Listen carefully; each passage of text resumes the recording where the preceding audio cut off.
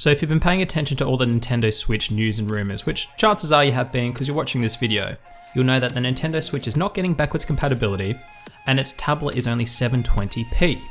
And unfortunately for Nintendo, it's been copping a bit of backlash, not a huge amount, it's just kind of more disappointment and it's kind of spreading around the internet a little bit. And it is kind of disappointing, I guess. And I want to quickly share my opinion on both these pieces of news.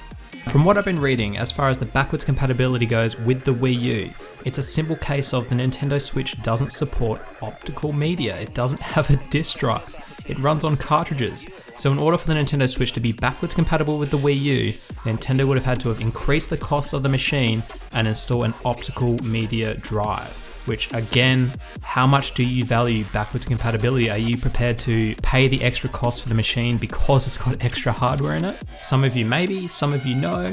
I think at the end of the day, Nintendo decided to keep the cost of the machine at a minimum so they can sell the machine as cheaply as possible and be priced competitively against the PS4 and the Xbox One.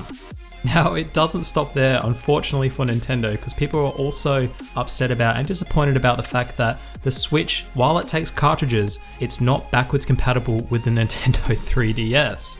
Now, the reasoning behind this, who knows? It could be a case of Nintendo still believe and they still want to keep pushing and selling 3DS consoles, and they don't want the Switch to replace the 3DS. Maybe they are intending to keep those two products completely separate and they don't want to blur the lines or blend the lines. They don't want to hurt the 3DS sales. Because I don't know about you, but if I found out the Nintendo Switch could play 3DS games, then maybe I wouldn't have bought my 3DS, and probably a lot of other people would be in the same boat as me. So it probably would hurt their 3DS sales, and if they intend to continue on with that product for a long time into the future, then it wouldn't make sense for them to offer backwards compatibility support for the 3DS on the Switch, would it? For me personally, backwards compatibility isn't a massive deal or an issue. I mean, I still have my Wii, I still have my Wii U, I still have my 3DS.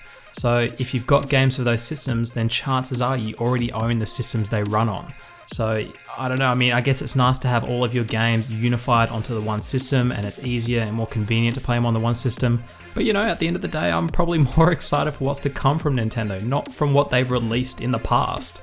So on to the second piece of disappointing news that came from Nintendo Camp this week, and that is the fact that the Nintendo Switch is actually using a 720p resolution display for the console and tablet itself. So straight away you kind of go, oh shit, I wish it was 1080p, that would have been totally sick, surely they could have done it. And from what I've been reading online and just listening to a lot of other YouTubers and news outlets, a lot of people are saying that, look, Nintendo have probably done this to reduce the cost of the machine and prolong battery on the handheld. And yeah, I 100% agree with that assessment. And while yeah, 1080p would have been fantastic, as long as that 720p display delivers a fantastic image, it has good viewing angles, good contrast, good blacks, good colors, and the screen just in general kind of gives you that pop of a really nice quality screen, then I'm fine with that. Now at the end of the day, I can't pretend to be in Nintendo's head, and neither can anybody else. But I think it's a safe assumption to say that Nintendo have made all these decisions purely based on keeping the costs of the Switch down, because they want to be competitively priced with the Xbox One and the PS4 at launch, if not priced better. So I guess to wrap the video up, I guess us as consumers and gamers have to ask ourselves the question, would we really have been prepared to pay a higher price for the Switch for it to have backwards compatibility and a slightly higher res screen? Alright guys, let me know what you think down below. Obviously it's disappointing that we're not getting a 1080p screen and it's not backwards compatible, but are you happy with the concessions if it means we're getting a cheaper Switch at launch? Let me know down below. As always guys, if you've enjoyed this video, hit that subscribe button and remember to give me a big fat thumbs up or down, it's up to you, that's cool. This has been One Guy's Opinion, my name's Sully, and we're going to talk in the next video.